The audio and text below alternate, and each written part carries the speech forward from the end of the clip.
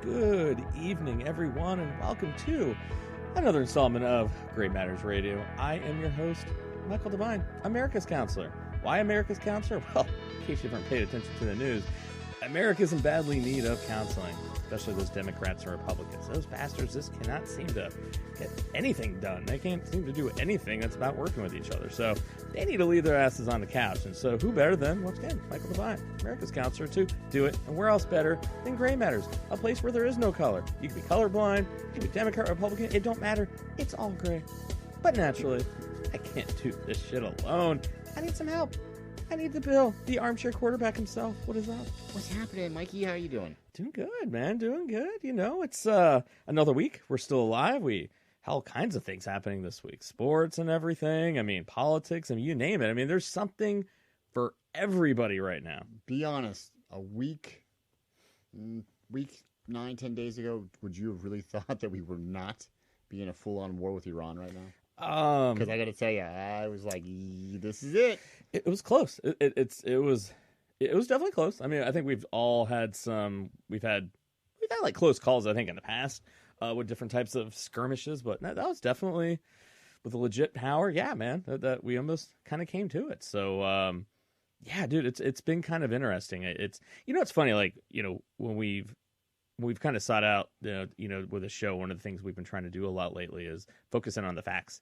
And I think what's amazing is how every argument, every disagreement that people have on each side is not based on facts. It's based upon what people have told them, what they've read, but nothing what is actually really in the truth. And that's what's kind of crazy to me, that people are getting into so much argument. We have so much polarization, and literally most of it is not based on anything that's actually real, which not kind of really. fucked up. A lot of it is kind of based on, just what someone heard or someone wants to believe. I know. I think as a social experiment, I think you and I should make some kind of like politically driven meme. And I don't know what. There's something that like maybe Isn't there enough of those out there? No. I just want to see how many likes and and then maybe for April Fools or something, we can come up with something, and then like the next day say, hey everybody, don't want to mislead you, like this was actually April Fools.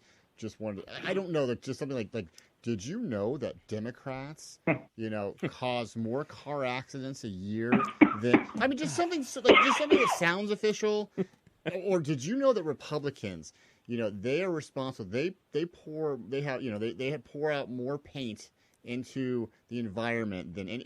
I don't, just something like science, studies show that this and that, and people are like, wow, and then they'll buy it. They'll say that little nugget of knowledge, and they'll bring it up the next time they're bashing the other side, and be like, well, did you know that every time Bernie Sanders he speaks that he kills an orphan?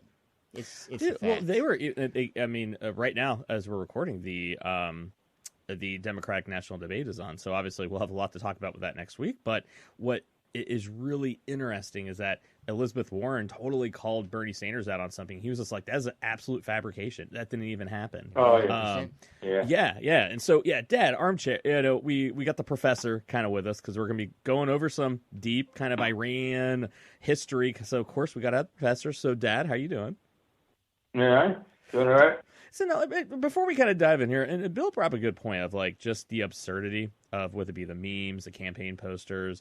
I mean, has it always kind of been like that, where one side is just telling complete falsehoods, things that aren't even true whatsoever? Is that just politics?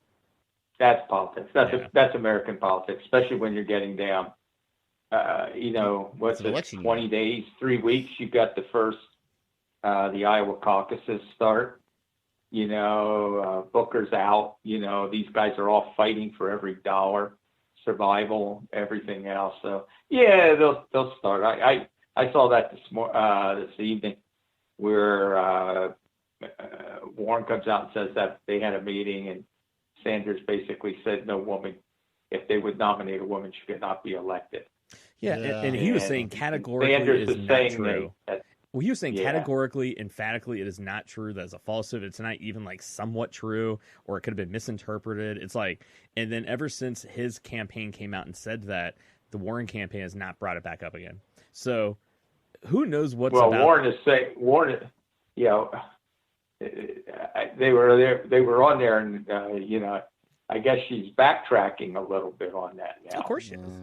You she know, was desperate and she was behind in the polls, and she did what she had to do. I guess. Well, stupid. you know, with Booker, with Booker dropping out now, that makes Elizabeth Warren the only minority in the race now. Apparently, yeah, Pocahontas, right? Yeah, we got our own Native American. I don't know. There, that joke never gets old for me. I don't know why I find that funny. She's dumb. Well, she was dumb enough to actually say it. I mean. I think they're a little worried because the way Sanders has been moving back up with the younger voters, the women, you know, a lot of that base that both her and, you know, basically her views are almost the same. You know, I think she was reaching out and overstating just to try to get a little bit of the momentum broken. And that's it. Reeks of desperation. But that's politics. I mean, look at 2016. Look at 2016. Trump basically said that Cruz's father was involved in the Kennedy assassination. He was on the grassy knoll. Yeah, apparently Marco Rubio has small hands, indicating maybe he has a small penis. Like, I mean, it was. Yeah. Dude. Oh, it was brutal. We're in a new world. But and then, it's politics. It is politics, and you know we will tackle the Democratic debate, you know, next week and everything, you know, and I'm sure we will have plenty to talk about because I'm at the deep dive into that one this week. Did you happen to see the national anthem that was sang before the debate? I did, yeah. A young woman. Actually, I thought it was pretty riveting. I enjoyed that. Riveting. Yeah. Well, you're riveting. You like riveting things. It's a good song. It is. It is a good song. Yeah. So I don't know the words to it, but it's a good song. You know. Or, you know. It was like, oh, say, can you see? Oh, say, can you see? Betty Boop, what a dish! I always think from was it Naked Gun? No, Saving Private Ryan. That was what I was referring to. Oh no, I was thinking the one I always think about the messed up when he was trying to sing he was Enrico Palazzo. Oh, Frank Drebin. That's right. He doesn't even know. Look, it's Enrico Palazzo. He doesn't know the words to it. All right. So let's get to the task at hand, ladies and gentlemen. This is how easy it gets distracted. This is America, right? So, all right. So, in case you have been hiding underneath a rock, which I guess you could bunker. Be, you know, in your bunker, we almost went to war last week, and technically we were probably still at DEFCON 5, right? Or a proxy war. I mean, or proxy war, right? So we, So we had an assassination, or if you want to call it assassination, apparently even saying assassination is indicative of it's a high-ranking person, not a terrorist. So, all right, who gives a shit? The guy was capped, all right? We had a general, you know, the Iranian general, and so pretty much after that, I mean, everyone went after Trump basically saying that it was foolhardy, it was impulsive, that there's going to be all this, blowback. And then, of course, Iran had their little attack that they had. They didn't really do much of anything, and things seem to have cooled down now. But there's just been this constant debate about should it have been done, and moreover, was this guy a good guy, a bad guy? Trump is basically saying that Democrats are apologizing for killing the guy who's a good guy. Republicans are basically saying he's the most evil dude of all time. And then, of course, the truth probably lies somewhere in the middle. Somewhere in the middle, right? So we kind of took it upon ourselves here at Gray Matters to go, how about number one, who is this guy? You know, who is he? What has he done? Basically, how he came to power. Was he good? Was he kind of bad? And I know, Dad, this is your kind of wheelhouse. I mean, military, Middle East history is something that you know more than pretty much anything. We want to kind of dive in also who basically, or what basically was the Iranian deal. Basically what actually was it good? Was it bad? Did it help anything? Because a lot of this is about that. You know, the Iranian deal not working out, Trump ripping it up. Some people said by ripping it up, it opened it up to where Iran basically just had carte blanche to go, well, fuck it. We have nothing holding us. Why don't we? So who the hell knows, right? So we want to dive into that a little bit and trying to understand what this whole thing was about. So I figured we'd kind of start off with the Iranian general, Qassem Soleimani, this guy, the man of the hour. all I know about this guy and my little bit of research, he basically during the Iranian Revolution in 1979, he was basically a general that rose to prominence. He basically, I guess, I don't know if he was the architect or the rebels, and he basically became a national hero. And this dude's basically been Secretary of Defense for life, pretty much. So now, Dad, that's where I figured we would dive in with you. So from your research, from what you know, help us understand who this guy was. Why was he so important to the Iranians? And what does that tell us about he's a good guy, he's a bad guy? Well, I think if you look at it all, he's a killer. He's a murderer. But the thing that after '79, with the revolution, and then when they formed the Revolutionary Guard after the '79 revolution, the Revolutionary Guard was put together to really protect. It was almost like a Praetorian Guard of elite, and to protect, to protect the revolution, to protect Khomeini, and he rose because he was one of the people from the military and from the revolutionary that was crazy enough and all that. And he was a beast out there, because what was it when Saddam attacked him? He was ruthless. He was the guy out there saying he was the bravest guy out there, almost like ridiculously brave. It was dumb, and it's he was a legend pretty much. Well, and also when there was the war, the Iran-Iraq war with the Revolutionary Guard, he was leading. He built a reputation as being, no mercy out there. So he was responsible for a lot of, as the Guard became more and more that protector, became a secret police. The Shah, I'm trying to remember the name of the Shah. I think it was Prava or something like that. The Shah had a secret police that was a bunch of ruthless killers. So then when when Khomeini came back into power and it became the Islamic Republic of Iran, then they formed the Revolutionary Guard, which was to protect the revolution. Then they got themselves involved. The U.S. Then he's part of the architects with the storm of the U.S. Embassy. He gained fame there that he defied the United States because the Shah, Carter took the Shah in and wouldn't return him back to Iran. He kept him there, and then when they reacted by taking and storming and taking the U.S. Embassy as hostages. So their pattern of going after our embassies was continued again when they want to go after the U.S. So he's the architect in there. And then when the Iran-Iraq war came into being in the late 80s, the Revolutionary Guard, really, they were fighting with hardly any weapons. It was just sheer guts that they were going up against the Iraqi army. And Hussein had a very modern army, and basically these Cheney, guys right? were just Didn't Cheney and all them, Rumsfeld and all them. Oh, yeah, we definitely sided with Iran in that war. Sure, why not? So he built. Yeah, then long story short is this: then he became the architect of expanding Iran, because they still were really, they had two enemies. They basically looked at was the United States and Israel. Their whole mantra and their whole basis was really, there was the big evil giant in the United States, the Satan, and then also that their whole being was to destroy the state of Israel. So he's a bad dude. What you're saying? This guy literally he built the proxies. Iran never knew. Basically, when they sat down, they could never go to war on a direct. Well, I didn't realize that it was a Quds force. Well, he was the guy that really linked up Hezbollah and the Quds Force, and the Quds Force was no, that's so, what I mean. Yeah, so like Bill, I don't know if you knew this. So like Hezbollah was his. Yeah, ISIS was their all common enemies.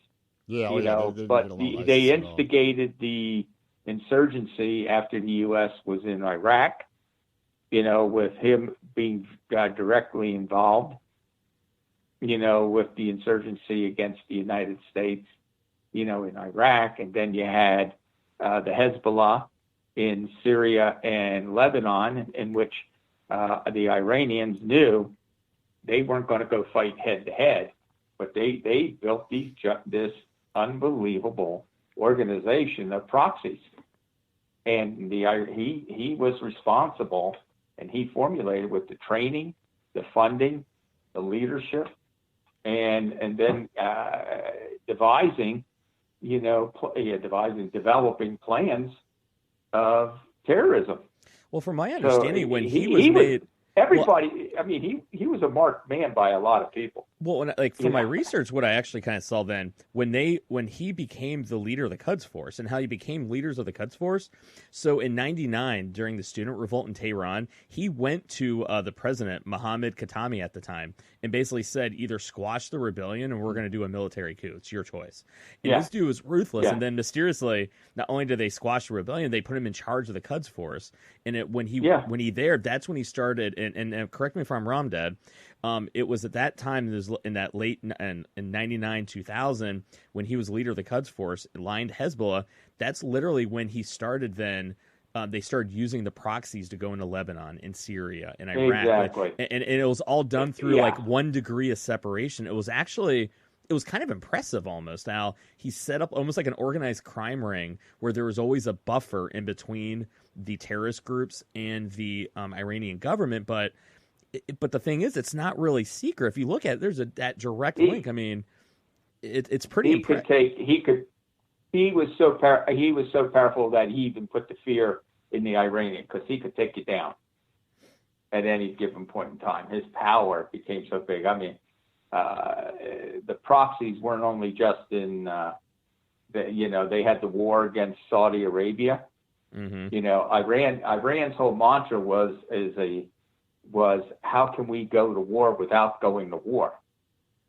We don't want to suffer there. That's where the idea of the proxies, with all these radical groups that they formed, the Houthis in there was against Saudi Arabia and Yemen. The war's going on there. You had the Hezbollah and the Hamas with Israel. And then when the United States went into Iraq, you had all these Hezbollah. Now all of a sudden, with all the money that they got, now you had to pay up, where they had to move a lot of their soldiers, their groups, into Iraq and fight against the United States. So, Hezbollah was, probably in Syria and all that. They were doing a lot of fighting for Iran. Oh, so wow. Iran was sitting back and letting everybody do it, and this guy was the head of it. I just think we waited too long. Everyone knew what they were doing, and we just decided to, for whatever reason, and I know what you had our reasons, but it was just like you're just letting this guy do all this, and we know that they're doing it. I mean, back, what was it, 2012, when they tried to, speaking of Saudi Arabia just a minute ago, they tried to assassinate Saudi Arabia's one of their but they wanted to do it on American soil, and it got foiled because the guy that they hired was actually from a Mexican cartel. This is like straight out of a Jack Ryan movie. Oh, totally is. So the guy that the Iranian, and the general was directly involved in, the Iranian general. One of the people they hired to carry it out was a Mexican cartel member. Mm-hmm. But the Mexican cartel member that they hired was actually an informant for the FBI. Right? They're on the payroll. So when they go to him, he immediately goes to the feds, who they foil it right away. I mean, the explosives they gave him weren't explosive at all, and no one was ever in any danger. But they wanted to do like almost something out of like a mob movie. They wanted to blow this guy up at like a restaurant. I want to say it was like in Manhattan was the plan or something like that. And they wanted to do it on American soil. And that all got foiled. And like, hearing when you say that stuff out loud now, you're kind of surprised a little bit that something wasn't done then, especially when you knew it wasn't exactly a hidden thing. Everyone knew what Iran, and especially this general, we're doing, and we're just Well, one reason or another we just didn't do Dude, anything. this guy had his hand in everything. Yeah. I mean, literally, I was looking here in 2009, General Odierno under Obama, they tried meeting with him. Christopher, what was his name? Oh, snap. Christopher Hill and Raymond Odierno, they tried meeting down and sitting and talking with him in 2009. With the general. They basically, the Iraqi prime minister at the time basically set it up, and they denied that they even had a conversation, but apparently they withdrew that. They took it off the record, but nothing, of course, kind of came about it. This guy was so powerful that everyone knew that he was a terrorist or like supporting terrorism. I mean, literally, this guy basically was he helped consolidate Assad's power in Syria, helped set up their defense forces. And he did it with Hezbollah. Yep, absolutely. And then also he instigated I think it was 89? I think it was, I'm trying to remember when my mind's I think it was either 91 or 89, is when the Israelis and Hezbollah went to a real bad, I think it was about 2 or 3 month war in which the Israelis got bloodied and so did Hezbollah. And since then, but he was instigator of that, trying to goad into the Israelis with the use of the Hezbollah. But then when the U.S. went into Iraq and then he basically pulled his ace. He had all these proxy groups, and now he became basically the power broker in the Middle East. Yeah, because he controlled the proxies. Yeah, I mean, and that's what's Iran, amazing. and Iran could sit there and wash their hands and say, "Hey, guess what? I'm not doing something.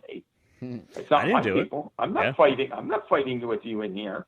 Well, you're giving all the money to him. Well, I don't know where you're coming. But this guy, I think, and I've read a couple places where, even Obama, they had thought about knocking this guy out. Well, there was a great USA Today article about that where they talked about all the different reasons why they didn't. And it seems like everyone was trying to see if you could turn this guy, you could get him to work with you, because it seems like he was very strategic, but his allegiance always was with Iran, with the Shiite population. And it was the fear of this guy had control over so many of the terrorists in the region. What would happen if you take this guy out? I mean, literally, even this going over more of this guy's rap sheet. I mean, once again, he's a bad dude, but impressive. He was actually one of he's an organizer. He was the organizer. He's the one that brought Russia into Syria. He actually invited the Russians, sitting down with them in Syria with Assad, unfurled a map of Syria to explain to the Russian host how a series of defeats for President Assad could turn into a victory. And he basically convinced the Russians to get involved with Syria. So this guy literally brought Russia. I mean, this guy literally was like the Gandhi of war and jihad. I mean, he somehow brought so many people together. And then that's not even getting into everything that he learned. He had a hatred for the United States. Hated the United States with a passion, which is why you can put him on the same thing as Bin Laden. He basically picked up where Bin Laden left off. The only his difference hatred for the United States. Well, he's probably his other hatred is to Israel. Well, he's probably more dangerous than Bin Laden, solely because he had a whole army at his disposal. Yeah, he was still running things. He's still running things, absolutely. And he's also a representative of an established nation, not a group in hiding in a foreign country. Yeah, he was a general in the military and a leader of a sovereign government country with a military. So, he was doing no different than what the United States does when it used the Kurds and it uses other people to do some of the fighting for them. I mean, this guy was the most unbelievable organizer of what he was doing and how he could use people and bring them in. Now, this is where this is where I'm actually really interested in. And I don't know if you have a clear answer, because in my research, I haven't been able to get a really straight answer. But where I think people have started going, well, this guy, he did help fight ISIS, right? And so, there's no denying the guy played a key role in helping Iran fight ISIS, right? Mhm. I mean, they described it in quote unquote, he was the linchpin. Well, nobody wanted ISIS because ISIS was anti-Iran. They were setting up their own caliphate. So it was going against the entire part. ISIS was a group that was setting up their own caliphate to be in competition to Iran and all that. So that you couldn't have that with all the investment that Iran had made to finally get leverage in Iraq. Because they were an outcast with the Ba'ath Party. So to have ISIS come in all of a sudden and try to set up this caliphate, well, they now became a big enemy. And that's where he started moving a lot of his proxies, getting Russia and everybody else in, because these guys had to be defeated.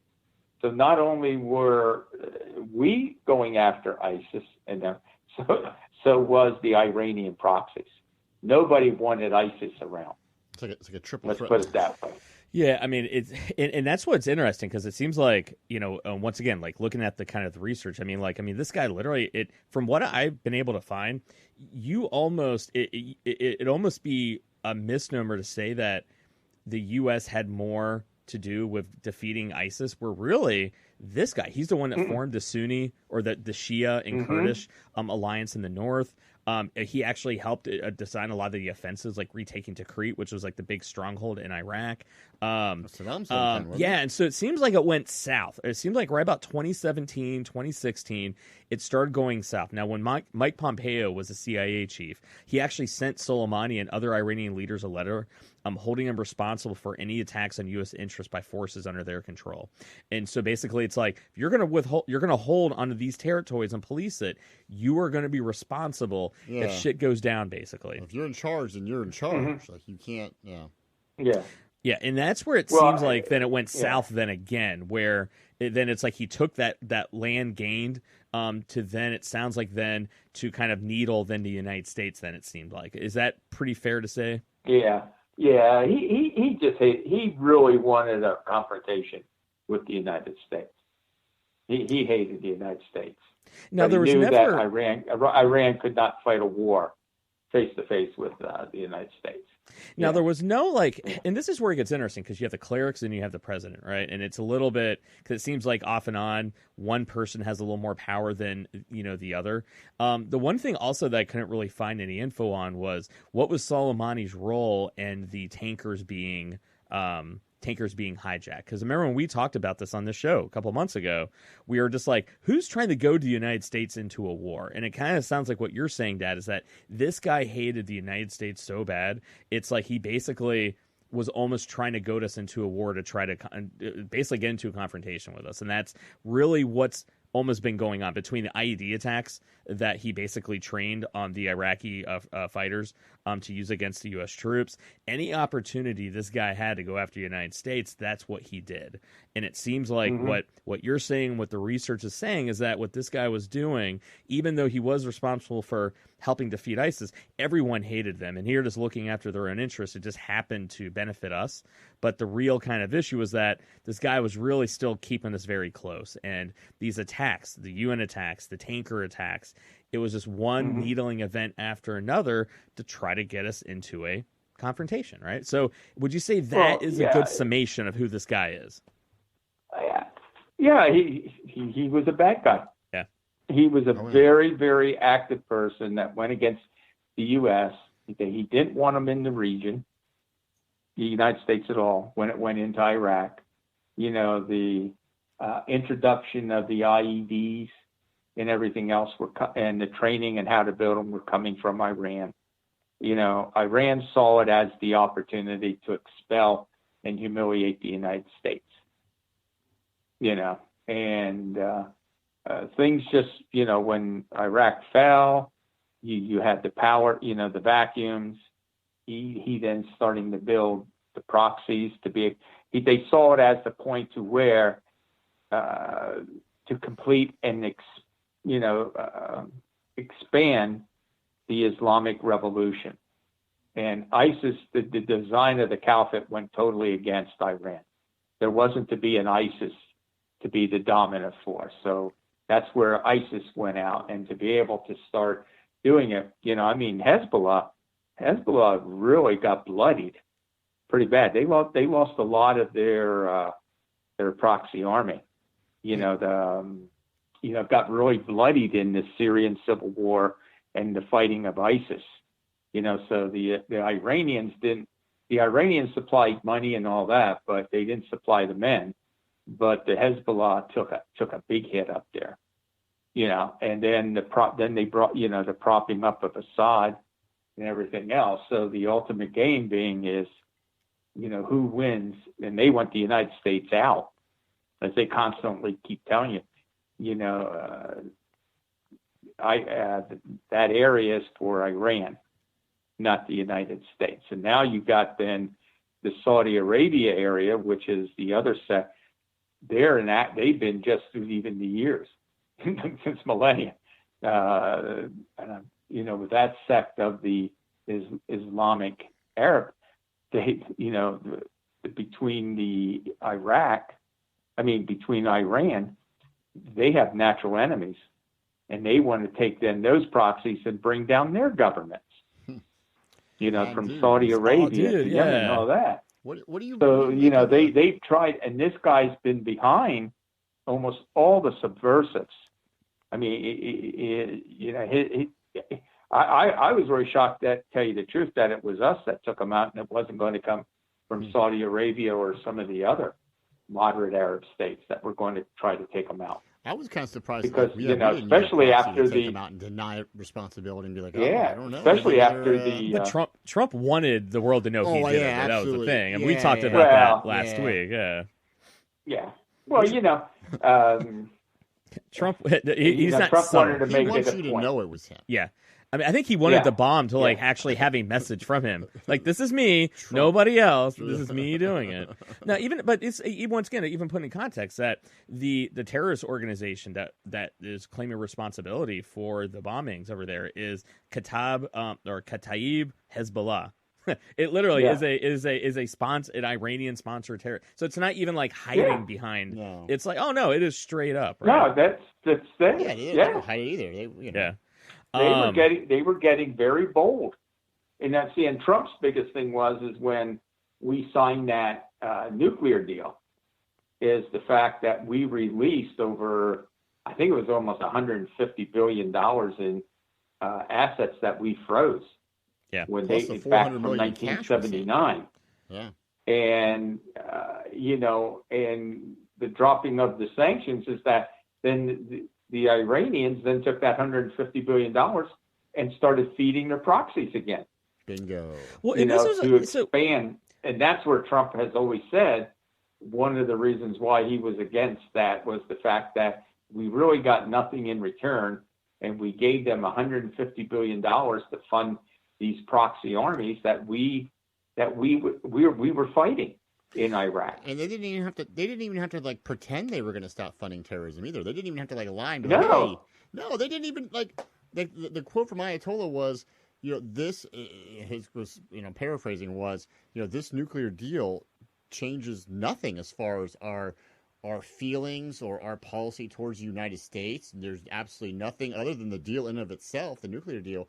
There is no relationship, and it's not like, oh, hey, we're going to try to work at it. We're just like, no.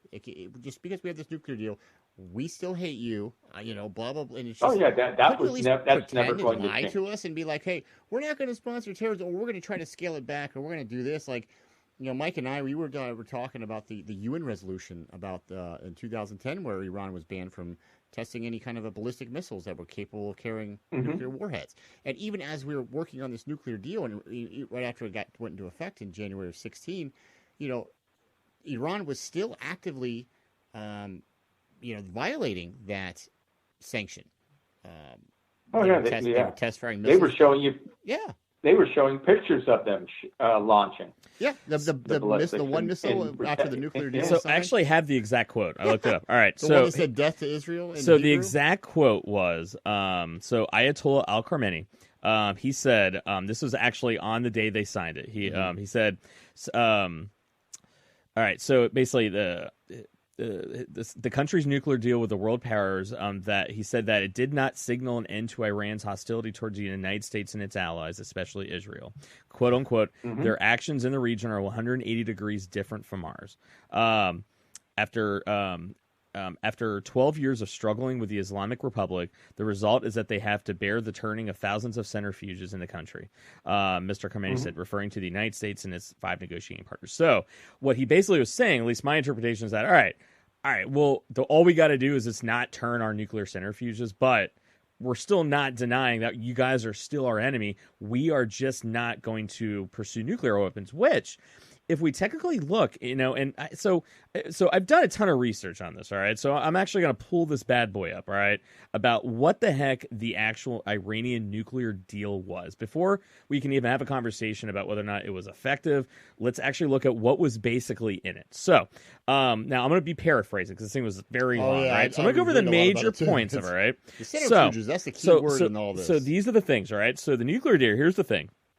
At the center of it, they defined it as enrichment. Iranians' enrichment capacity, enrichment level, and stockpile will be limited for specific durations. There'll be no enrichment facilities other than at Natanz, which was their nuclear power plant, so it's low level. Iran is allowed to heavy water plant. You got it. Heavy water plant. Iran is allowed to conduct research and development on centrifuges with an agreed scope and schedule. And then Fordo, their underground enrichment center, will be converted to a nuclear physics and technology center. Reprocessing. Heavy water facility in Iraq, Iraq, with the help of international venture, will be redesigned and modernized to heavy water research. And the spent fuel will be exported, and there'll be no reprocessing. Monitoring. Right. Implementation of modified Code 3.1 and provisional application of additional protocol. Iran agreed to the National Atomic Energy Agency procedure, which enhanced access by modern technologies to clarify past and present issues. Sanctions. The EU will terminate all nuclear-related sanctions. The U.S. will cease application of all nuclear-related secondary economic and financial sanctions.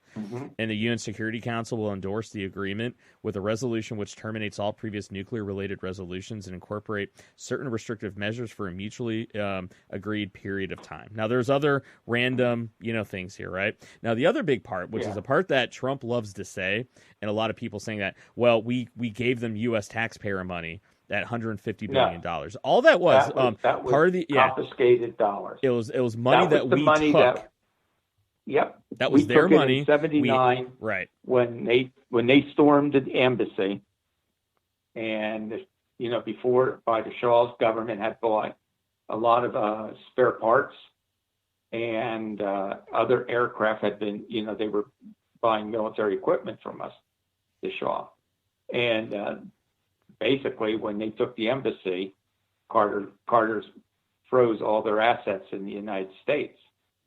So all that money's been basically held, sitting there, since 1979. And so they wanted their money back. So it wasn't U.S. taxpayer. We just gave them back money that we stole, that we had been sitting on. And a lot of people don't know that. We got to set the, it wasn't that it was tax dollars for me. Like I never thought it was tax dollars. It was just my, and I'm kind of simplifying it, but it was like, we're giving terrorists money, even though it's their money, but we're giving them back money while we're actually fighting a global war on terrorism. This is where I think we have to we're not, when we sit there. That's how I viewed it. I'm not saying it was right. But here's the thing, all right? Everyone has to get off that. Yes, they support terrorism. I think we clearly laid that out, right? But Iran is not terrorist. They are a sovereign country that has sovereign rights. We took their money. Just like with North Korea, the reason why North Korea, there's been no deal, North Korea is not willing to give it on anything. U.S. is trying to give up sanctions, giving them money back, doing the same thing to Iran, because that's what you do with countries. They're not going to give up things unless it's a war. Japan lost. They had to give it up. Germany lost. Had to give it up, right? They didn't win or lose a war with the U.S. or anybody else. And so they were in a position to where they had no choice in a matter. If they were going to go into a deal, there had to be some quid pro quo, all right? Yeah. So now, but the thing is, so we have to understand that, right? And so then we have to look at going, remember, because they're a sovereign country, they weren't going to give up anything more than what they're going to. The biggest issue... What did they give up? So the biggest issue was you have to give up your nuclear program. That was the nuclear deal. It wasn't about terrorism. It was Iran can be... And this is like this with North Korea. You talk with any intelligence people. the whole idea with these third world nations that are wannabes is that you can mitigate and keep them at arm's length distance and use sanctions and proxies, our own proxies, to mitigate any threat that they have through terrorism or just kind of weather nebulous little things, right? That's why their whole thing was, well, we can't stop them from doing that. We have no play because we're not going to go to war, and they won't give up that, of course. But if we can get them to give up their nuclear weapons, they can't be all that dangerous. And so that was the compromise. As you can see, in 2009, Pompeo and those guys tried talking to him. Sure. Odioner tried talking to him. Didn't work, right? Pompeo was very clear about, we tried sending letters to this guy telling him nothing, right? So it was the whole purpose of this thing wasn't about stopping terrorism, it was neutralizing and neutering how much damage Iran could cause. So that's our premise about what the purpose of this thing was. So let's actually look at what was it effective in that manner. So in my research, all right, so in 2015, so the agreement basically was full into effect. And Dan Coates, he is at the time, he was the U.S. Director of National Intelligence. He said, and I quote, "We continue to assess that Iran is not currently undertaking the key nuclear weapons development activities we judge necessary to produce a nuclear device. Iran's continued implementation of the Joint Comprehensive Plan of Action, that's the nuclear deal, has extended the amount of time Iran would need to produce enough fissionable material for a nuclear weapon from a few months to about 1 year." Okay. Now, Dan Coates, who was actually appointed by Trump in 2017, so it's not like this is some Obama lackey holdover. Trump actually appointed this guy. I love the term lackey.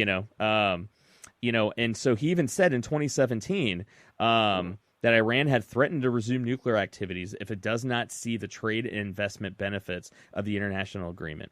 Trump's withdrawal from the treaty last year, coupled with his administration's decision to reimplement harsh sanctions targeting the country, have threatened the likelihood of those economic benefits from materializing. CIA Director Gina Haspel, who also spoke at the Intelligence Committee hearing, agreed with Coates' assessment, saying, Tehran, at the moment, technically they're in compliance. So this is where it's really interesting, where they were technically in compliance, but even as back as 2015 and 2016, the one thing Iran kept saying was, if you don't help us out with these economic sanctions, we literally have no reason to stay in this thing.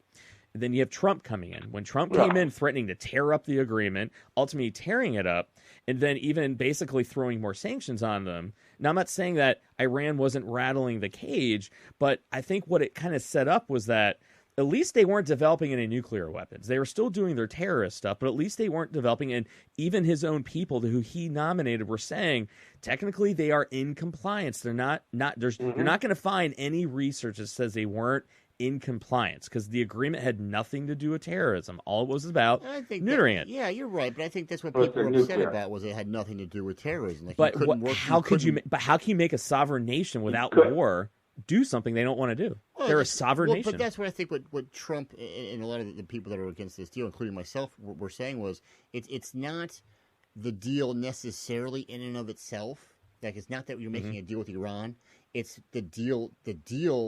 It was a bad deal. Like I said, Iran. But why was it a bad? But they gave up their nuclear weapons. Hold on. That was the thing. I know. But what I'm saying is, though, they gave. But why was it a bad deal? Well, I'm trying to explain to you, because because as we're signing this deal and we're saying they're in compliance and yay, and Iran's these good people now, Iran is still actively sponsoring these proxy. Hold on. Yeah. And not to mention, you have to assume that they're actually going to abide by this nuclear deal. At the same time, while we're assuming that they're going to abide by this nuclear deal, they are actively defying the 2010 UN Security Council, the resolution barring them from test firing ballistic missiles capable of carrying nuclear warheads. They're literally doing this as this deal is going on, but we're going to believe them on this. But the evidence. But the here's, deal was bad. and I get what you're saying. But the thing is, to me, it wasn't. I'm not saying they weren't in compliance. I'm just saying the deal was bad. I don't think that it was a bad deal. But the reality is, if you had a 0% chance of getting them to drop their terrorism without a war, and you had no justification to go to war, right? That means then the only thing that you could get movement on was them not being nuclearized. If that was the only thing you had any chance of doing, why was that a bad deal? Would you rather have Iran developing nuclear weapons and having their terrorism, or would you rather have Iran with no nuclear weapons in their terrorism? What would you rather have? Would also lift sanctions. Well, I think you got to hold it. I think you got to look at what was the most evil part with Iran at that point. Was it the ballistic missile? Was it the terrorism? Or was it the fear that would they get a nuclear weapon, that they had the capability of delivering it? And that's where I deliver think, it. Yeah. And that's where they were looking at saying, the terrorism part will have to deal, but here's the key. Iran was proving that they could actually have the means of delivering a missile within the region. Yeah, it was like they could with a nuclear warhead. They could hit anything, and that's why Israel pushed for the deal. Yeah, because they were all scared. And Israel itself is a nuclear power. Yeah, I mean it's the worst kept secret in the world. But if anything, the Israelis knew those missiles were really designed. Those missiles were really designed to carry a nuclear warhead. Yeah, to take out. It could be taking out U.S. bases in Iraq. That's what was scared everyone, and that's where I'm saying and that's where Dad do you think there's a point there when I'm saying and I get what Bill's saying well, it didn't do anything for terrorism, but if you never stood a chance of stopping their terrorism, isn't it better to have a deal to stop their nuclear weapons to mitigate how much damage they could do? I think if you it's better than nothing. To take the first of the main thing out, and that was to delay that development of the nuclear weapon. And that's where I think it was extremely successful. And I think successful. that's what they were going after. And that made the world. It did make the world a safer place. We know it did curb it. Yeah. You were never going to get an agreement about the terrorism. So that's why I'm saying, if that was the only thing you could get, why would you not do that? Because would you rather have a nuclear Iran or a non-nuclear Iran, Bill? Well, I agree with you. And the thing is, if there was nothing else that you could have done, what leverage? If I thought that Iran was going to abide by this nuclear deal all the way through, and I know they did up to the point, but I'm talking about 5 years, 10 years, 20 years down the road. If I honestly thought that they would see it through, I would not have a problem. But that's what we talked about, and I know we're trying to stick to facts here, but I think a lot of people are just coming about the feeling is you just don't trust them. They're the world's leading sponsor of terrorism. But trust. I know, I understand, but I'm just saying that I just don't trust these. Yeah, these but folks. It's not about trust though. Trust is hey, you're going to do good by me, right? I know, man. What makes deals go is that I have something you need, you have something I want. Let's make a deal, and if we break the deal, you lose the thing I'm giving you that you want. That's what made the deal technically work, right? And so that's the thing is you can predict into the future what your gut tells you, but you have to go off of what evidence kind of tells us, and the evidence says they were abiding. There was quid pro quo, is the fact that if they did give up the nuclear part, then that would be reciprocity. Quid pro quo would then be is that the United States, the 5 nations, and the UN would agree to lessen the economic sanctions that was really hurting their economy. Well, and but don't forget, at that point, they were very concerned about it at that level. There was some movement going on as far as subversive groups trying to do a regime change, because the economic conditions. So if that was a way to get their economy back moving, that they could export the oil, that may have been an area where they could cut back a little bit, because I believe it was 15 years was the hold in which you would have to come back and deal with it again in 15 years. It wasn't an actual unlimited giving up. There was a time limit on the treaty. It was only X amount. It was only designed to delay it by, can we push it out so many years? 15 years. But we had a similar deal in place with North Korea, and that didn't work. They developed a weapon, the nuclear. Did we actually ever have a deal with North Korea? Clinton did, yes. They did. You did handshake deals basically with them. Right. And there was not really any treaty. They were supposed to slow down their nuclear program, and they made it. Well, that's the irony. That's the irony that Iran actually held to their agreement more than North Korea. Well, but I'm just saying. But I have flashbacks to that saying, how did that deal work out? Why would this be different? Well, and that's the thing. It's he's more cozy with North Korea. North Korea has technically a capability of of armament that can actually reach the west coast of the United States. So that's the interesting thing is like you have one group of people who aren't abiding by it at all and have weapons that can reach us, but yet somehow they're cool. Hey, Dick, I want your opinion on this because Mike and I were talking about this before the show started. For myself, and I think a lot of people, I think the difference, one of the fundamental differences between North Korea and, say, Iran when it comes to having nuclear weapons versus using nuclear weapons and who we trust, who we don't trust. Not that you trust any of these regimes, but who you fear less. I am of the opinion that I fear having nuclear wars. I have less fear of having nuclear wars with countries like North Korea or Russia or something like that because of the mutually assured destruction. We don't want to die. They don't want to die. Their leaders don't want to blow up. Neither do ours. Where when you get someone that's maybe religious fanatical like Iran and the Ayatollah and their followers seem to be, some of these folks or a lot of those folks don't seem to mind dying or being a suicide type thing because it's part of their belief that it scares the bejesus out of someone. Their whole like mantra. They're going to kill them and us, and they like, welcome it. Where I'm like, we don't want to die. North Korea doesn't want to die, but it seems like some of these, you don't want a religious fanatic getting their hand on any chance. And I know where the deal is, but that's what worries me. Is like, man, they don't care. I think what's more, but it almost seems like what's more scary is being backed into a corner. And being screwed, and that's I think that makes I think Iran and Korea equally as dangerous because you have two countries that have been crippled by economic sanctions. Yeah, but here's your key: North Korea has both the China and Russia as benefactors. Yeah, and they run joint hacking farms in the northwestern part. Yeah, and China, China shares a border with they do not want those Koreans coming across the border, so they are allowing them to. They're vetting in helping North Korea bypass some of the sanctions. Whereas, if you take a look at Iran, she's hurting. Those sanctions, basically, we've really clamped down. They do not have a godfather or whatever to that. I mean, their economy is hurting. They keep tightening the sanctions on them at all points. So, at what point does a country say, "What do I have to lose"? Well, what's interesting is that did you see the video? So it was after the shooting down and after Iran lied about it.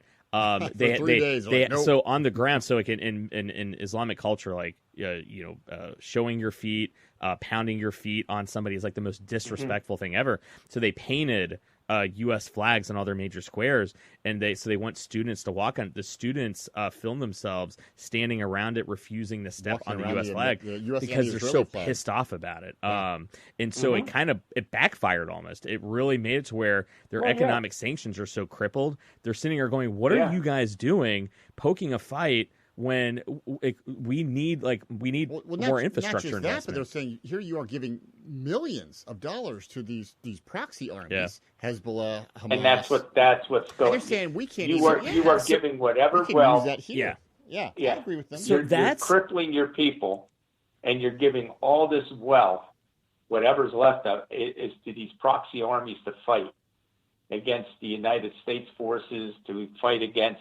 Like the Saudis and the other moderate states, so that in the name of the revolution, that Iran then it spreads its revolution to all these states, and you have one big gigantic Islamic republic under the control of Iran.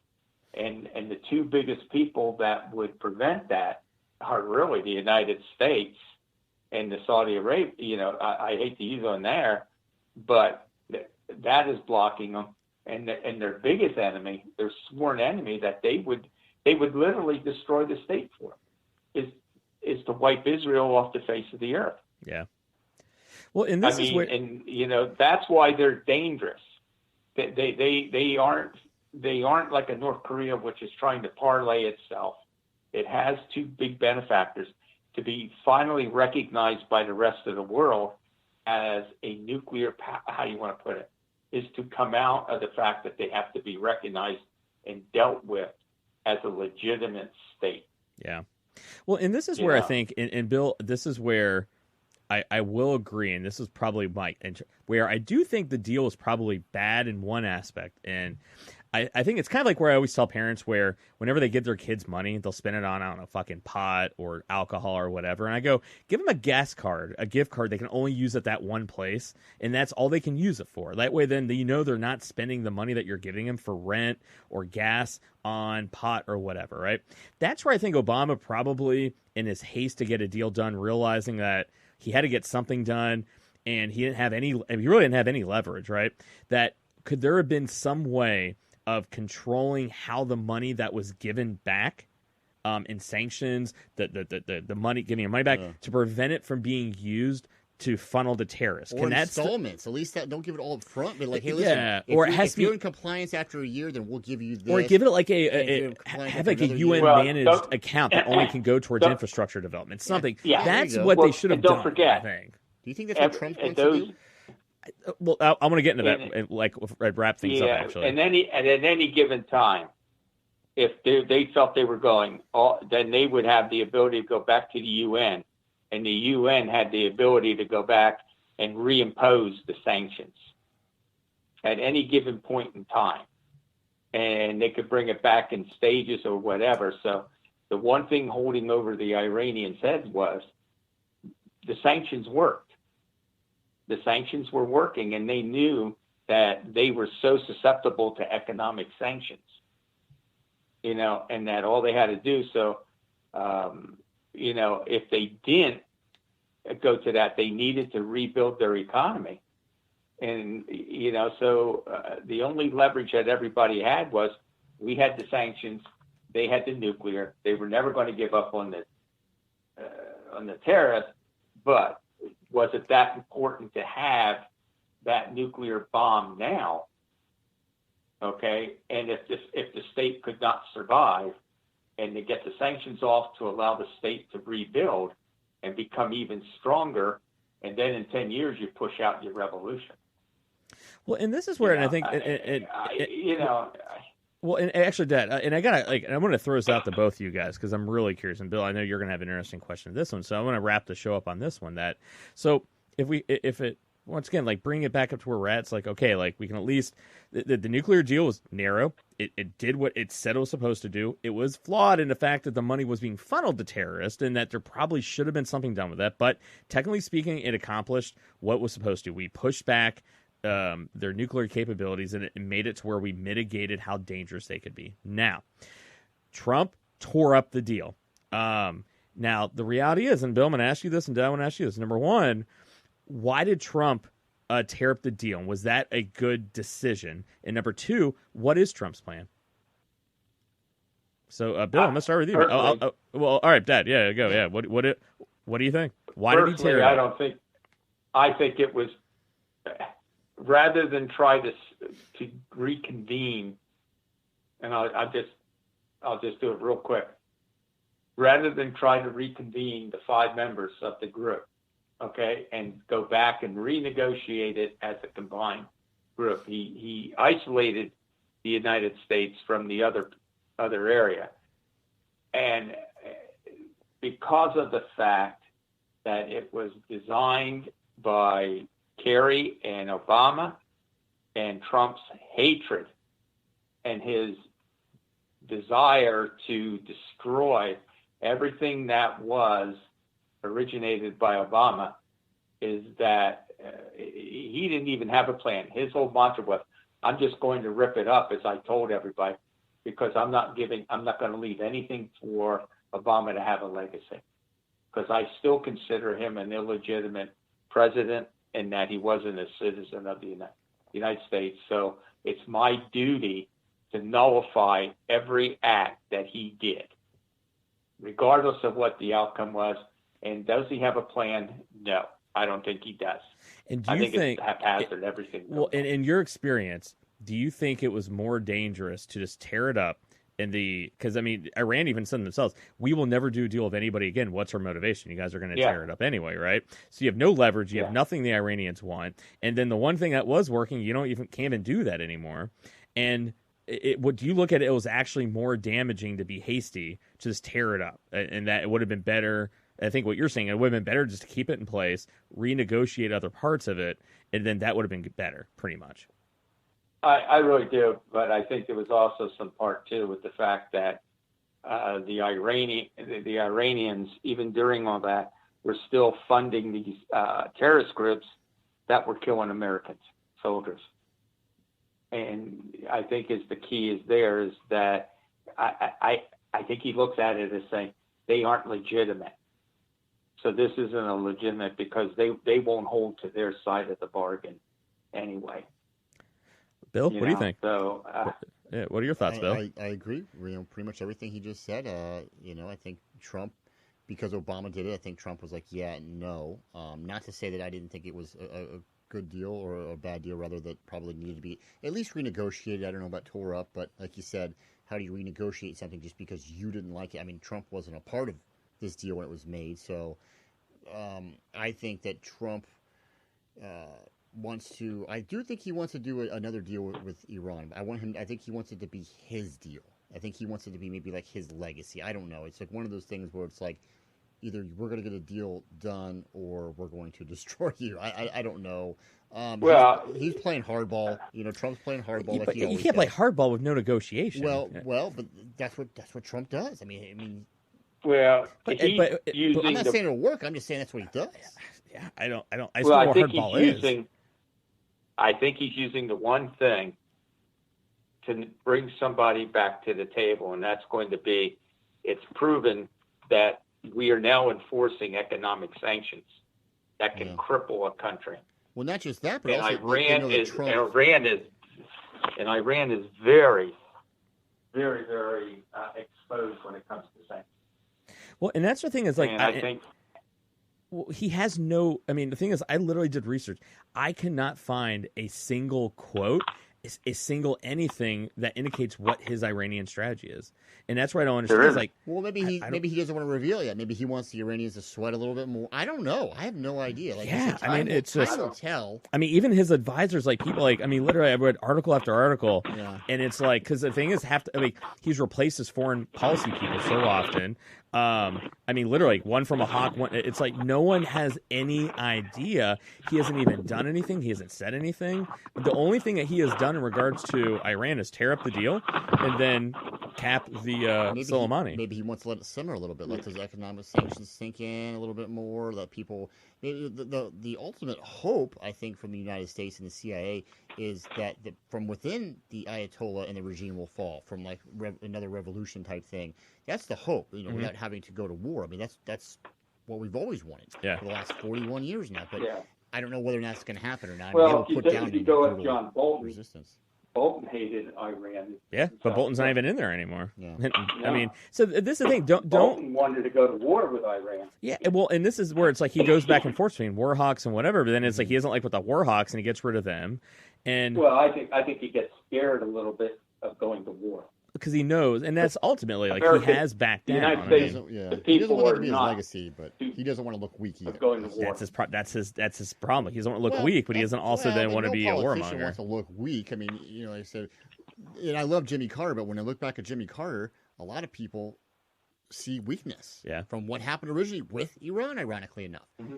You look at Reagan when he came into power. You look at strength. Yeah. I'm not saying one was right, one was wrong per se, but that's how history judges it. And I think, obviously Trump wants to be more of a Reagan-esque versus a Carter-esque. It's just, I'm not saying it'll work. I just think that's where his head is. And whether it's better or worse, and again, only time will tell it. Tehran now knows that, hey, Trump ain't messing around. Well, like Trump has, again, for better or worse, Trump will send over a bomb or a missile to, and nobody's off limits in Iran. So that's what you get for messing around with the United States. Dad and I, we were talking about this last week after everything, and we said, like, when you look at people didn't go after these people out of the fear of what would happen, right? And now the one thing, though, is that, what can get scary, though, is that because we're so far away, it's easy to go, what are they going to do, right? But the thing is, though, we have thousands of troops over there, and that's why England was pissed, and that's why they are literally what came out and said today, yesterday, hey, listen, like, we're now rethinking our whole, like, our military agreement, our intelligence sharing, because they're pissed because you didn't even tell us about this. We have our troops over there, and you now put our troops in danger and didn't even bother to have to tell us that you're going to do this, our opinion, and we have our own people over there. We have our own troops, and so what do you think the optics would be of what if they would have launched that missile? The only reason they backed down, as I told my dad, I think Russia and China were like, dude, don't do that shit, right? But what if cooler heads didn't prevail and they would have killed 1,000 troops? That's the game that we're playing with Iran, because they're not Al-Qaeda that has an air force and missiles. They have bombs that they can drive a fucking Toyota Land Cruiser. Now, given those Land Cruisers in the desert, they can go through a brick wall. But the worst thing they're going to get is a bunch of Toyota Land Cruisers packed with C4, and they're going to blow up a giant wall and probably kill some people. We're dealing with a military that can strike, and they have a formidable military. Mind you, the same military that has hacking abilities that hijacked a couple of our drones, and so they have the newest Russian anti-aircraft and missile jamming technology and stealth radar detecting technology. So they're no slouches, and so people seem to look at Iran as, oh, it'd be so easy. It's like Iraq. No, the military was annihilated after 91. They never recovered. Iran has a modern military. They just don't have money anywhere else, and so you have to tread lightly, because it's the cost of being wrong is catastrophic, and it's American lives. And that's what scared the shit out of me. That's what he was playing with. And Dad and I were talking about this, is that, let's say nothing bad happens, which I hope nothing happens, and I hope something positive comes out of it. But what our biggest fears were is that then all of a sudden now, because nothing bad happened, it's like, well, fuck it, I'm going to do this now. Right. Well, fuck it, I'm going to go one step. And then all of a sudden we keep so damn comfortable capping people. Well, then think about in the mafia movies. It always went wrong in the mafia wars, where then someone killed somebody, and instead of going after a reciprocal person, they go one up, or they go after the family, which starts a crime war, right? That's the thing that I think I was most fearful of, and and that's the thing. It's like, you have to look at the facts, and if you want to make a case that it was a bad decision, you only look at the evidence that says it, and the evidence is there. But if you look at the evidence as a whole, and I think it's impossible to walk away from the show hearing, once again, the evidence, black and white evidence that's out there for everyone to see, is that Soleimani was a bad dude. He was an epically bad dude, perhaps one of the most powerful people in the Middle East with terrorism, his stranglehold on governments. I mean, his ability to pull all these people together. I mean, literally, he was a very bad dude, killed all kinds of people. The only good thing this guy did was help fight ISIS, and it had nothing to do with us. It was self-preservation for them. This dude, hands down, should have gone. All right. Hey, you ready for my Jack Ryan conspiracy theory? What's that? I just completely made up. Yeah. Okay. So the Iranian leadership, they want this general gone. He's getting too powerful, right? And they're afraid he's going to. So they contact, through their handlers. They contact the CIA. It's handlers. You got to do handlers. They get to Trump. They say, hey, we got a win-win. Here's what we're going to do. We want you to take out this general. You'll get all the credit. You'll look strong. Then we'll fire some weak missiles, kill nobody, so we look strong. And that way, that guy's gone and everybody wins. What do you say? All right, buddy. Hey. I mean, dude, you know what, man? And my dad and I were talking about. It probably, whatever the reason. Hey, Mike, I got to sign off, okay? Oh, yeah, Pops. No. Okay. Pops, thanks so much for coming on, all right? Good talking to you, Mr. D. All right, be right. You take care. All right, okay. Dad. Love you, man. All right. Love you guys. Bye. And I think, when we really break down kind of brass tacks, all right, obviously bad dude, but what we have to kind of look at is that in a bigger picture, though, all right, was there other moves that could have been made to neutralize them without having the blowback, right? Just like we have to look at the Iranian nuclear deal. When you look at what we had the ability to do in a very narrow focus to stop them from becoming what's worse than a bad dude with better weapons, right? Yeah. It was successful. That was the only thing that we had leverage to do because they didn't lose a war. It was quid pro quo. That was what they were willing to give up. Obama made that deal. It stopped them from developing those weapons. Nobody is going to deny that, even in Trump's own people. Where we thought maybe where it was a bad deal was that there was no stipulations on how that money was spent, and it was funneled into more terrorists, and it wasn't even invested in their infrastructure. Well, I would say, what if it is invested in their infrastructure, and they wait 5 or I'm not sure how long the deal was, but 5 or 10 years. I think it was like 5. They get their economy back up. They modernize their infrastructure. all different things. I think they're getting some new Airbuses. Weren't they getting some planes? They're modernizing. Yeah. So let's say that they wait 5 or 10 years, they get they get the economy booming again or going again. They get modernized, and then they decide to strike and say, you know what, we're done with this deal. Thank you for all the money. We're all up to keep because now you can't go into Iran. You still can't go into Iran then, but now they have all this new stuff. The economy's good. And it's like they're in a better position. Yeah, That's but the thing is that doesn't make any sense because you said it yourself, mutually assured destruction. Mm-hmm. That's the whole thing. When you become part of the global economy, then you wouldn't destroy that because then you would destroy the golden goose, right? So that's the whole point of like, why when you bump up people's economies and you become part of the world player, that's why Russia, China, they'll never go to war with each other because they would all be signing your own death warrant from an economic perspective. Yeah, I know. You know, and so, but we can at least agree with that. Now, what we can also agree with is that Trump, it seems like he probably just tore the damn deal up because he hated Obama, right? Yeah. And that when you, and then the negative downside to that is that Iran came out and said that we have no reason to ever do a deal again because we don't trust that no one's going to stick to it. So what is our motivation, right? So now there's no motivation to do a deal again unless you go to like a war or something.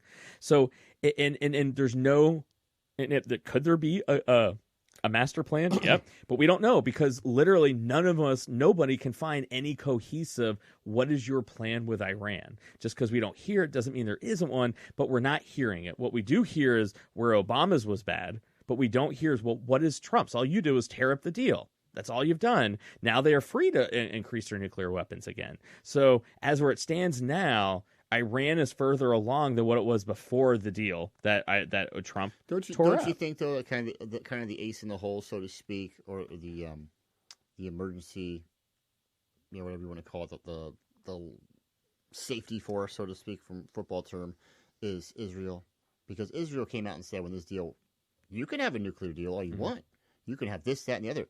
We're not bound to any nuclear deal. What they meant by that was, if we see that you're building anything nuclear plant, anything we don't like, we will bomb it.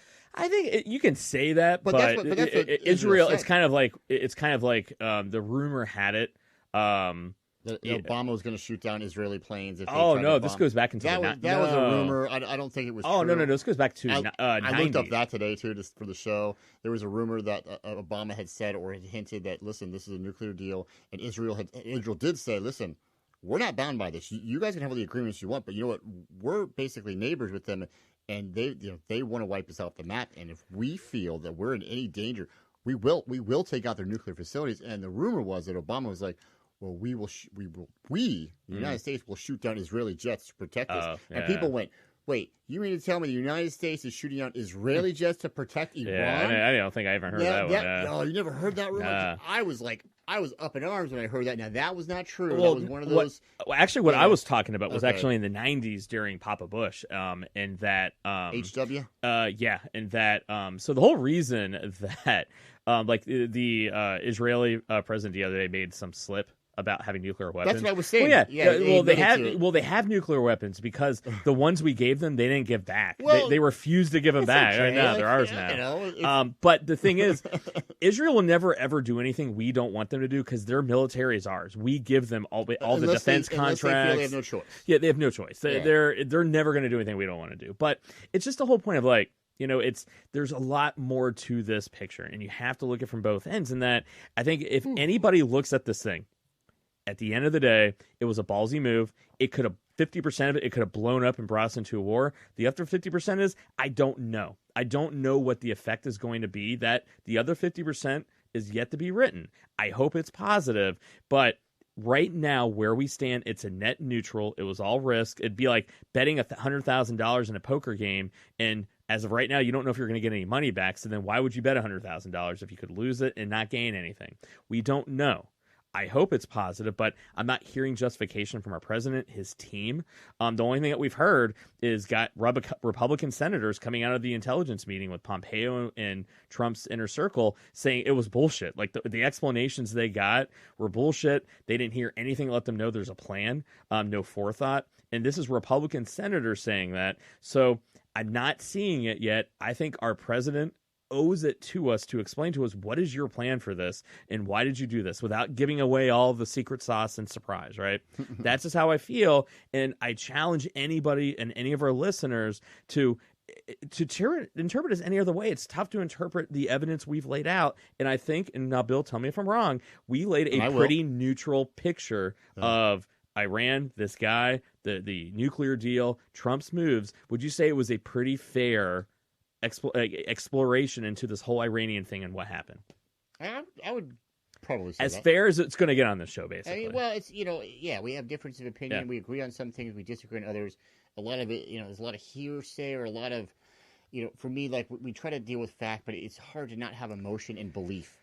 Again, that's what it is. It's in trust, and I know we always say you don't have to trust people, but it's just when something's such high risk. It's not just, hey, I trust you to come over and water my plant when I'm on vacation. Sure, no problem, buddy.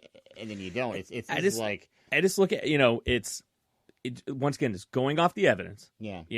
I think we did a good job of presenting the full picture, and I think it's a picture that it is convoluted, and you can believe if you wanted to, you could believe any way you want. But I think you could see both sides. Not even both sides. There isn't a both sides. It's just what the truth is, and what the truth is. There's parts that are good, parts that are bad. It's almost like Trump and the Ayatollah, the president, whoever. The Ayatollah's in charge. He's the supreme leader. I know they have an elected president, but the Ayatollah could have that president disappeared tomorrow if he wanted to. I don't think the president could have the Ayatollah disappeared. See what I mean? So that's how you know who's really running the show over there. That's honestly, like I think I'm gonna make an effort to try to get somebody who's an expert over the Iranian government, because I am curious about the makeup, because that is one I don't know. I'm not going to pretend to know. I honestly want to. Well, the Ayatollah is in power for life, and he's the supreme leader. Yes, but with the Iranian Revolution, though, the clerics lost a lot of power, so your president has a lot more power than the clerics. But it's interesting. That's where I think we need to get a good. I think perception is reality, and the reality is that was perceived was that the missiles that Iran fired back at the bases in Iraq after we took out the general. The state-run media even said these launches were ordered by the Ayatollah himself, not the president, not the new general, the Ayatollah. So, again, perception is reality, in my view, and that's who's running the country, because that's who they want you to think. I think we're maybe using. So the Ayatollah is the president of Iran. The clerics are the religious folks. The Ayatollah, the Ayatollah is the supreme leader. So this is what Khamenei, though, is the president. He's not. Yeah, he's the president. Yeah, but they're using Ayatollah, though. The Ayatollah is like a sensei. It's I get it. Yeah. So the clerics, clerics are the religious. The president is that the Ayatollah is just a term. So but the Ayatollah is the supreme leader. I mean, he's. I think he's not elected. No. Khamenei and all. He was elected. He's an elected president. That's why Mahmoud Ahmadinejad was before him. Ahmadinejad was never an Ayatollah. He was a president. He was a president. But Khamenei, you just said Khamenei's the president. He's not the Ayatollah. Or he's not the. He's not the. Is the president? The Ayatollah is. That's what I thought you said. Khamenei's the president. Khomeiни's the Ayatollah. Ayatollah Khomeini. I'll tell you, President. I always mispronounce the president's name. It's Rouhani. He's the president. Hassan Rouhani, is the president. Okay. Ayatollah Khomeini. He's a. That's the thing. It's and that's what I mean. Though my point is though. So Ali Khamenei, is the Yeah. So that's what we got here. So we're gonna challenge ourselves to try to find some people who are a little bit more experts on Iranian government to really figure out where the power structure lies. I thought about this, and I think I have a solution to where we can find some more people with more knowledgeable.